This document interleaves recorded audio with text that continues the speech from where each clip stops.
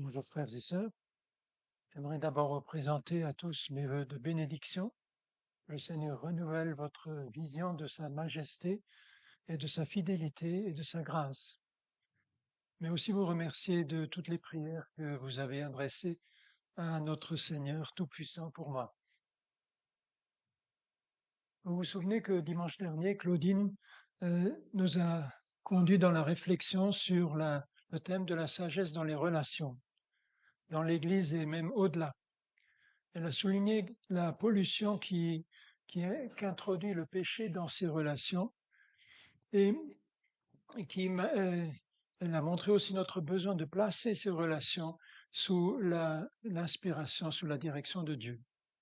Je voudrais aujourd'hui aborder le même thème en montrant combien la sagesse la sagesse du monde éloigne de Dieu, alors que celle de Dieu est une vraie sagesse capable et seule capable de sauver du péché et de nous connecter avec Dieu.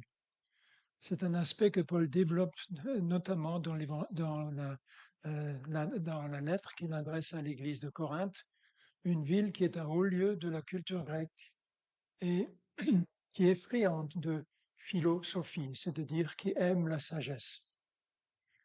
Et je vais vous lire pour commencer 1 Corinthiens 1, 17 à 31. Je voudrais vous prier aussi de m'excuser, je ne peux pas tourner la tête comme je veux, donc je ne veux ignorer personne si je ne les regarde pas. Mais ma cage ambulante m'oblige à regarder droit devant. 1 Corinthiens 1, 17, à la fin du chapitre.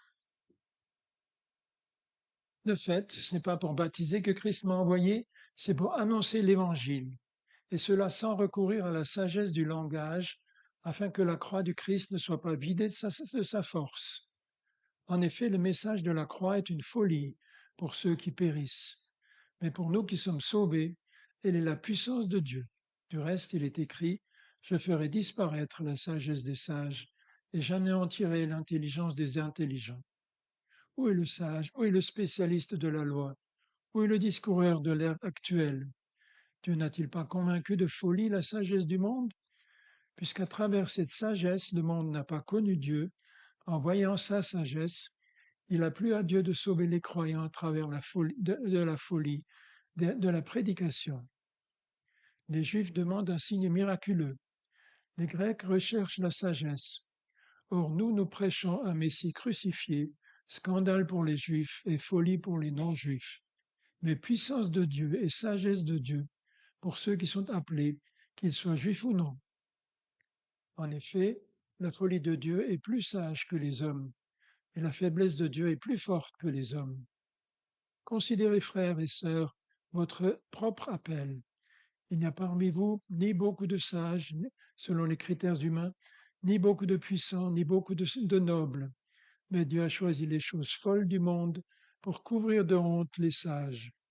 Et Dieu a choisi les choses faibles du monde pour couvrir de honte les fortes. Dieu a choisi les choses basses et méprisées du monde, celles qui ne sont rien, pour réduire à néant celles qui sont, afin que personne ne puisse faire le fier devant Dieu. C'est grâce à lui que vous êtes en Jésus-Christ, lui qui est devenu, par la volonté de Dieu, notre sagesse, notre justice, la source de notre sainteté et notre libérateur, afin, comme il est écrit, que celui qui veut éprouver de la fierté mette sa fierté dans le Seigneur. Ces paroles, Paul les adresse à l'église de Corinthe. Qu'est-ce que c'est que Corinthe? Eh bien, nous sommes en Grèce. Corinthe se situe sur un isthme, c'est-à-dire une bande de terrain étroite entre, au nord, le continent et au sud, la grande presqu'île de Péloponnèse.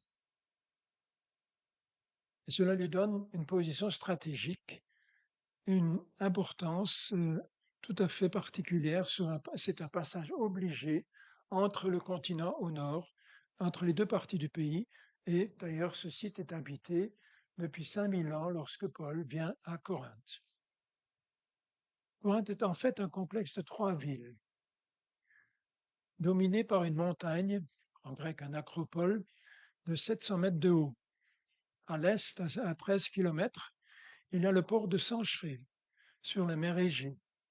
Et à l'ouest, à 1 kilomètre de la ville, sur l'Adriatique, il y a le port de Lécaillon.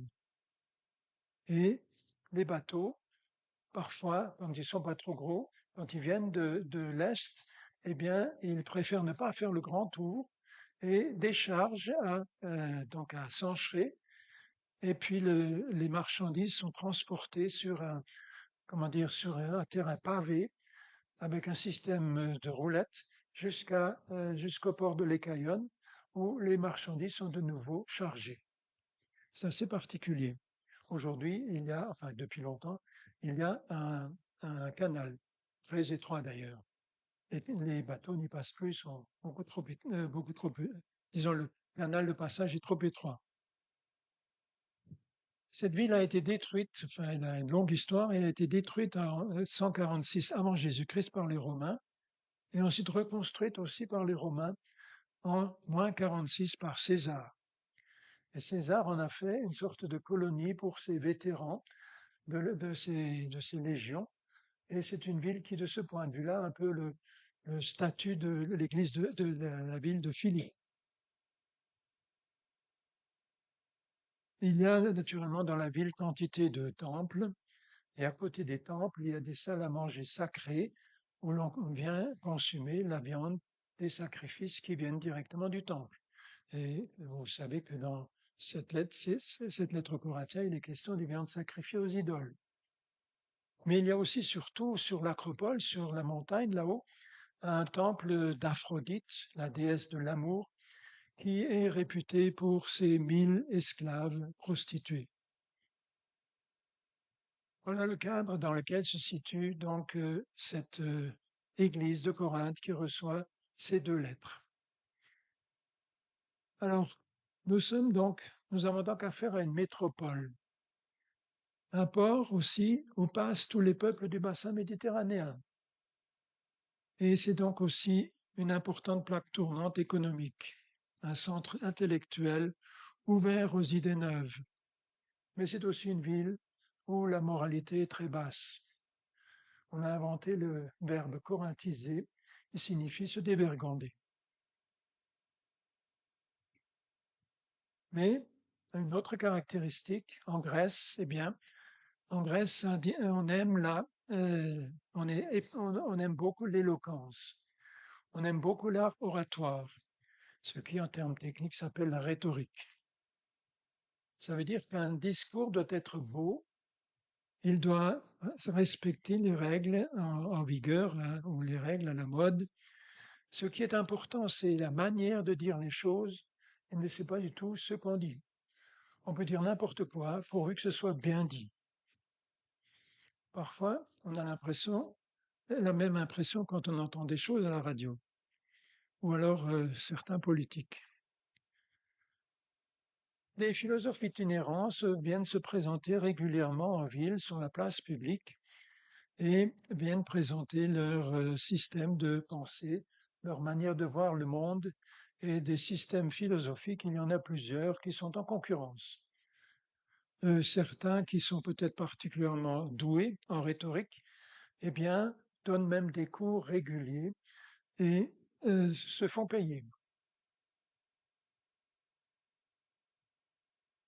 Qui est-ce qui va les écouter? Eh bien, c'est tous les citoyens libres qui ont du temps parce que, comme les Athéniens, si vous lisez ce qui concerne le passage de Paul à Athènes, comme les Athéniens à Corinthe, eh bien, on passe son temps à dire, on ne le passe qu'à dire, à écouter les dernières nouveautés.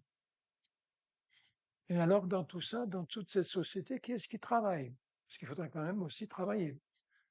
Et pour cela, eh bien, il y a une foule d'esclaves, car la mentalité imprégnée, qui est surtout imprégnée par la philosophie d'Aristote et de Platon, elle majore tout ce qui est intellectuel, tout ce qui est spirituel, et cela fait que le travail manuel est une chose méprisable, indigne d'un homme libre.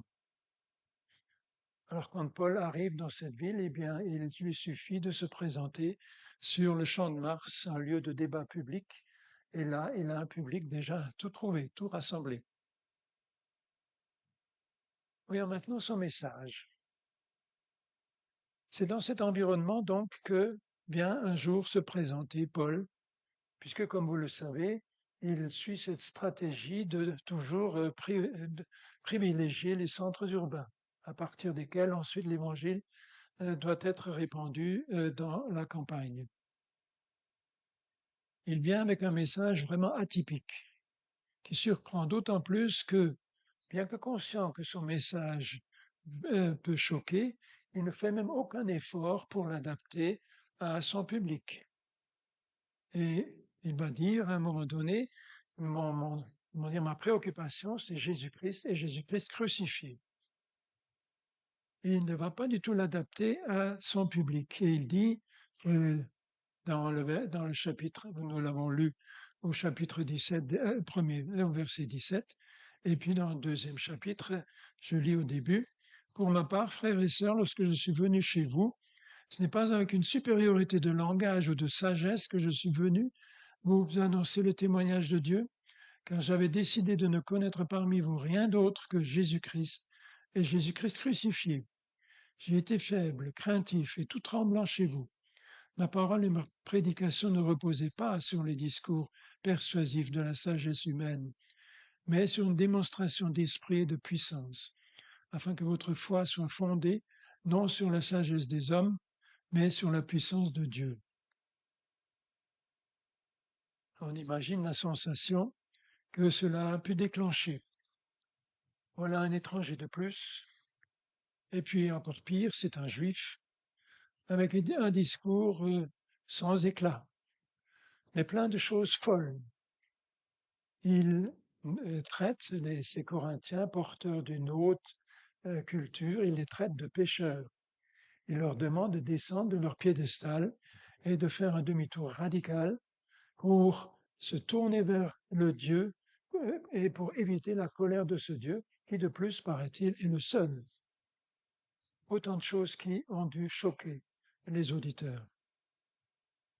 Et un autre trait qui a dû aussi les surprendre, et peut-être même les irriter, c'est que tout cela, Paul dit que c'est une sagesse. C'est aussi une sagesse. Imaginez un peu, quelle sagesse! La vie serait, d'après Paul, totalement transformée par la mort d'un condamné à mort. Et elle serait radicalement renouvelée par la prétendue résurrection de ce même condamné à mort, de ce supplicié.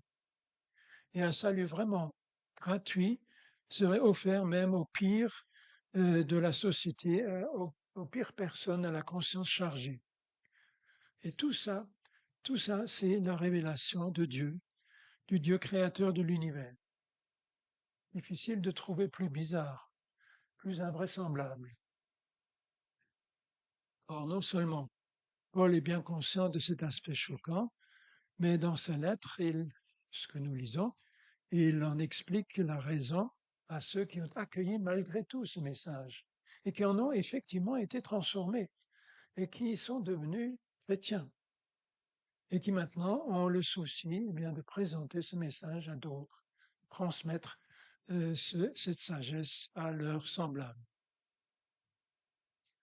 La sagesse, la philosophie qui est prisée à Corinthe, et d'ailleurs aussi parmi les hommes, elle a sa source dans la réflexion humaine, à partir de nombreuses observations d'une longue expérience de la vie. Et quand Paul vient, bien voilà un penseur qui présente un système, une religion vraiment nouvelle et qui n'exige de l'homme aucun effort méritoire. Un effort, ça on est prêt à le faire parce qu'il sera méritoire. Et Paul dit que ce n'est pas du tout dans cette direction qu'il va. C'est trop simple. Son message est trop simple. Et il m'est arrivé de me faire dire la même chose quand j'ai dit que Christ a tout accompli à ma place. De plus, c'est choisir une voie qui choque la raison, la logique, et qui se prétend malgré tout capable de changer la vie. Il déclare même être en même temps la puissance de Dieu et la sagesse de Dieu. Oh, nous l'avons lu dans le verset 24 tout à l'heure. Donc c'est complètement faux. Et ça ne peut vraiment être pris au sérieux par aucun intellectuel qui a ses exigences rationnelles. Et si cette sagesse exposée par Paul, je ne l'appellerai plus sagesse, mais je n'appellerai pas philosophie pour éviter toute confusion, eh bien si elle choque ainsi, c'est qu'elle ne procède justement pas de la raison humaine et qu'elle n'a pas le souci de lui correspondre. C'est une révélation de Dieu, Dieu qui se révèle sur lui-même, qui révèle ce qu'il pense de l'homme et aussi comment il voit le monde. La différence entre les deux, c'est donc l'origine de ces deux sagesses. Le message de Paul heurte la logique humaine et s'oppose à ce qu'enseignent les religions. Elle s'oppose même aux religions chrétiennes quand celles-ci se sont laissées trop fortement influencer par la philosophie. Et on reviendra là-dessus tout à l'heure. Je vous lis dans le chapitre 2, les versets 6 à 11. C'est pourtant bien une sagesse que nous enseignons parmi les hommes mûrs, mais une sagesse qui n'est pas de ce temps, ni des chefs de ce temps, ou disons des grandes têtes de ce temps, qui sont voués à la destruction. Non, nous annonçons la sagesse de Dieu, mystérieuse et cachée, celle que Dieu, avant tous les temps, avait préparée d'avance pour notre gloire. Cette sagesse, aucun des chefs de ce temps ne l'a connue, car s'il l'avait connue, il n'aurait pas crucifié le Seigneur de la gloire. Mais comme il est dit, et comme il est écrit, pardon, ce que l'œil n'a pas vu, ce que l'oreille n'a pas entendu, ce qui n'est pas monté au cœur de l'homme, Dieu l'a préparé pour ceux qui l'aiment. Or, c'est à nous que Dieu l'a révélé par son Esprit, car l'Esprit examine tout, même les profondeurs de Dieu. La différence entre la sagesse de Dieu et la sagesse du monde, ou de Corinthe, eh bien, même je dirais même l'incompatibilité entre les deux, elle va jusque dans la forme. Ce n'est pas la même façon la manière de dire les choses de Paul n'est pas celle que les Corinthiens attendaient. Et ça aussi, il le souligne, nous l'avons vu tout à l'heure dans le chapitre 1, versets 17 à 25. Donc le souci de Paul n'est pas du tout de présenter un beau discours, car, dit-il, à ce moment-là, il risquerait de vider le contenu de son message au profit de la forme. Il viderait la croix de sa force. Il masquerait la puissance régénératrice de Dieu sous une belle apparence qui laisse l'homme dans sa perdition. Et je crois que ça, c'est le problème aujourd'hui de gens qui prêchent ou qui parlent de la Bible sans croire que la Bible est inspirée du Seigneur. Et qui ne croient pas, par exemple, aussi à la Trinité. Et prêcher l'Évangile n'a de sens que si l'on vise d'abord le salut de l'interlocuteur ou son édification, et pour lui éviter la perdition ou pour l'aider à avancer dans la sanctification. Et si cet auditeur est exigeant, s'il aime bien la réflexion avancée, eh bien, on peut très bien lui montrer que la croix est non seulement puissance transformatrice de Dieu, mais tout autant sagesse de Dieu, parce qu'elle concilie de manière géniale, d'une part, la, la sainteté absolue de Dieu contre le péché, et de l'autre côté, les exigences de son amour pour le pécheur.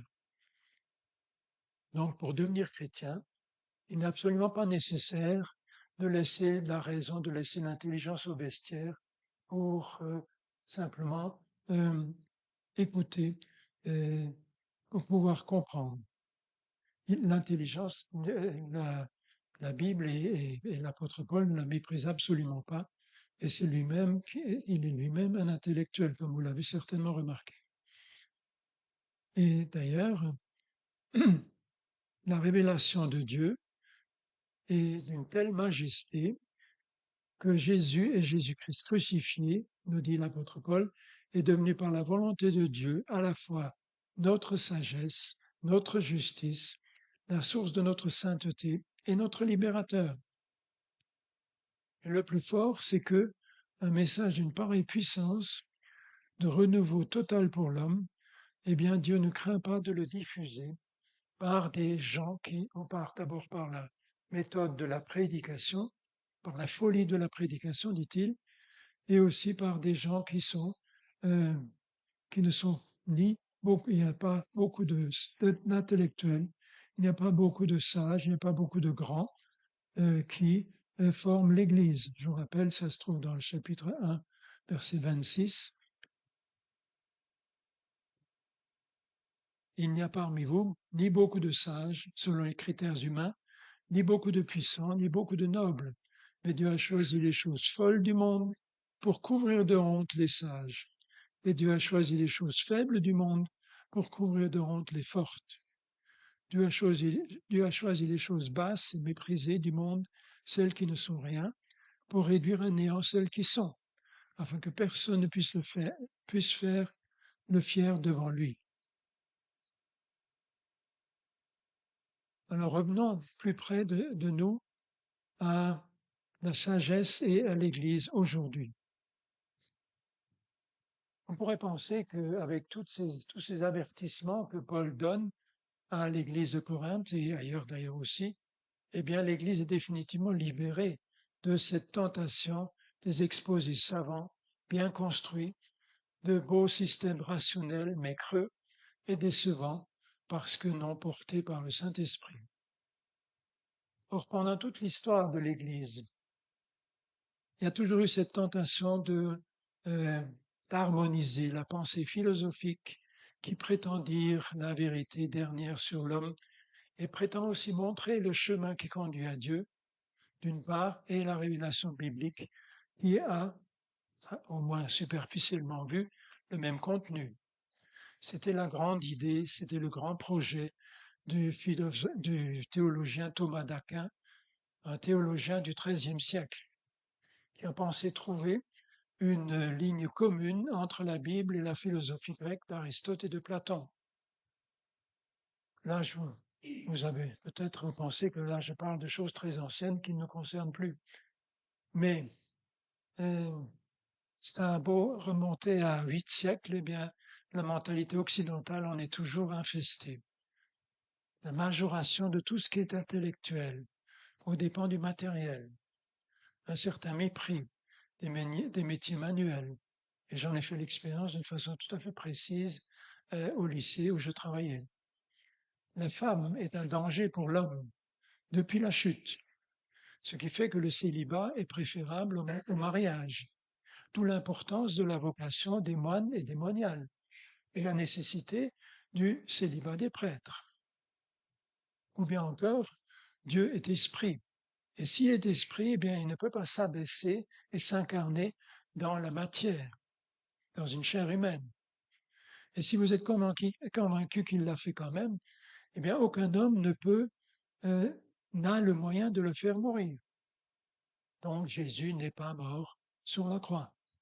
Et je pourrais continuer la liste, elle est encore bien longue. Et plus près de nous, et sans passer par la philosophie grecque, l'esprit du temps ne pollue-t-il pas aussi un certain aspect de notre mentalité et même certains aspects de la vie de l'Église?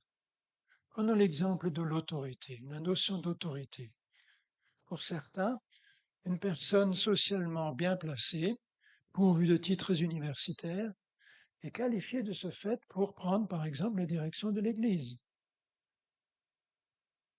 Or, qu'en est-il de la vie spirituelle, de la relation avec Dieu de cette personne?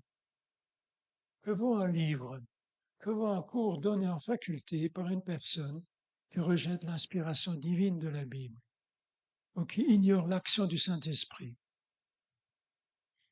C'est un travail souvent sérieux et puis il faut parfois même s'accrocher pour pouvoir le lire. Mais il lui manque la soumission au Saint-Esprit. Ce qui fait qu'on ne peut vraiment pas prendre en toute confiance n'importe quel livre réputé chrétien. Il faut faire un tri et il faut introduire de nombreux correctifs dans ce qu'on lit parfois. toujours sur le thème de l'autorité dans l'Église, et surtout à travers l'histoire. Est-ce qu'il faut organiser l'Église sur le modèle de l'organisation de l'État, avec toute une hiérarchie, toute une complication hiérarchique de fonctions et de titulaires différents. Et ces titulaires vont jusqu'à parfois s'imposer aux membres, même par la force. Cherchez voir dans la Bible le mot laïc. Vous aurez bien du travail. Ça n'existe pas. Moi, dans la Bible, je lis, vous êtes, c'est-à-dire vous tous, vous êtes un peuple choisi, des prêtres royaux, une nation sainte, un peuple racheté, afin de publier les louanges de celui qui vous a appelé des ténèbres à sa merveilleuse lumière. 1 Pierre 2, 9. Et un petit peu plus loin, si quelqu'un, non, ailleurs, pardon, c'est pas plus loin, si quelqu'un veut être grand parmi vous, c'est Jésus lui-même qui parle, qu'il se fasse le serviteur de tous. Et sur ce point, Jésus a un jour placé un enfant au milieu du cercle des disciples et leur a dit, celui qui se rendra humble comme ce petit enfant sera le plus grand dans le royaume des cieux. Et celui qui accueille en mon nom un petit enfant comme celui-ci m'accueille moi-même. Matthieu 18. Toujours pour confronter la mentalité courante avec la parole de Dieu. Qu'est-ce que c'est qu'une vie réussie? Est-ce que c'est la vie de tel politicien, de tel chanteur, de tel sportif qui a toute une cour de fans autour de lui, qui a de l'argent à ne plus savoir où le mettre, ou à ne plus savoir où l'investir, et qui a un bel avenir sur Terre? Quand on me parle de ça, moi, je pense toujours à cette Tchadienne que nous avions connue quand nous étions en Afrique et qui avait juste un toit de paille au-dessus de sa tête, puis très peu de choses en dessous, mais qui lançait des cris de louange à son Seigneur, qui ne lui manquait jamais et qui pourvoyait de jour en jour à tous ses besoins. Cette femme si humble avait compris l'essentiel. Elle avait compris que ce n'était pas dans ce qu'elle était en elle-même, ni dans ce qu'elle faisait qu'était sa valeur, mais dans ce que le Seigneur a fait d'elle et pour elle. J'ajouterai encore l'important choix à faire entre se mettre en valeur en jouant des coudes ou bien à faire valoir l'autre, faire valoir mon prochain, l'aider à progresser, me réjouir de sa supériorité. Le choix entre vouloir être toujours le premier, bien en vue, ou alors être utile, même si on est oublié. Notre 21e siècle n'est plus le 20e, c'est-à-dire le siècle des idéologies. Mais regardez toutes ces idéologies. Quelle est la place de la personne dans ces idéologies? Eh bien, c'est la collectivité qui prime. L'individu s'y soumet et s'y dilue. Le Seigneur, lui, ne perd pas de vue l'individu. Dans la parabole de la brebis perdue, eh bien, le Seigneur quitte les 99 pour aller chercher une qui est perdue. Et ça, ce n'est pas une manière de prêcher l'individualisme, mais c'est plutôt une manière de montrer que, eh bien, aux yeux de Dieu, chaque personne compte. Le caractère unique et responsable de la personne ne s'efface pas dans la communauté. Et dans le troupeau du Seigneur, dans son Église, personne n'est une quantité négligeable. Chacun a sa place personnelle, un rôle, même si ce rôle n'est pas très voyant. Un autre point, il y a des gens qui vous disent que pour rencontrer Dieu, eh bien, c'est tout simple. On peut le trouver au fond de son cœur. Ça peut faire plaisir, mais c'est faux si on n'est pas un enfant de Dieu. Si on n'est pas un enfant de Dieu, ce qu'on trouve au fond de son cœur, eh bien, c'est une mentalité pécheresse, donc étrangère au Seigneur et donc même opposée au Seigneur.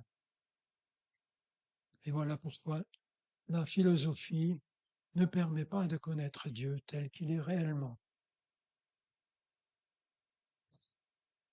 Enfin, un détail qui est tout à fait typique de notre actualité de début d'une année, beaucoup de gens me disent que L'essentiel, c'est la santé. Dans mon état, je n'irai pas prétendre qu'elle n'a pas d'importance, mais elle est tellement, une importance tellement loin derrière un contact vivant et suivi avec mon Seigneur, loin derrière une relation sans nuage et confiante avec mes frères et sœurs en la foi, loin derrière une convivialité harmonieuse avec les membres de ma famille et les gens que je fréquente couramment. Alors en conclusion, on peut se demander pourquoi Dieu retourne comme ça les valeurs brisées par les hommes. Pourquoi il met en question la sagesse, la philosophie et même plus généralement la mentalité humaine?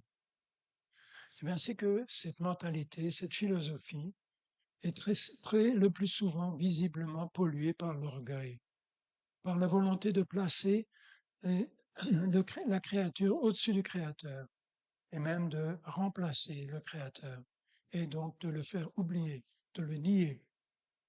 La sagesse de Dieu est fondamentalement empreinte d'amour, de l'amour de Dieu pour toutes ses créatures, si inapparentes soient-elles. Et ça entraîne une autre caractéristique, c'est que la sagesse humaine n'a pas d'avenir à longue portée. Un système qui vaut aujourd'hui, une idéologie qui fait courir le monde et qui fait souffrir le monde aussi, aujourd'hui, eh bien, dans quelque temps, ne sera plus là. Nous aurons vécu cela au dernier siècle. Or, demain peut être le jour du grand rendez-vous final avec mon Créateur. Et qu'emporterai-je à ce moment-là? Qu'est-ce qui aura encore de la valeur pour moi? Eh bien, il y a l'amour inchangé de mon Sauveur, de mon Père céleste, de mon Sauveur ressuscité dans toute sa majesté, et l'affection de mes frères et sœurs que je laisserai derrière moi, et de ceux que je vais trouver dans ce rendez-vous-là.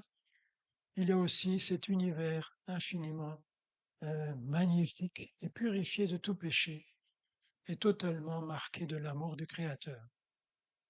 Moi, ça me fait envie. Et vous?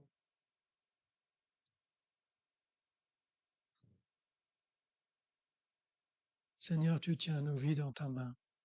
Et ça, c'est le privilège le plus fantastique qu'on puisse imaginer comme créature sur cette terre, tellement agitée, tellement perturbée par toutes les folies des hommes.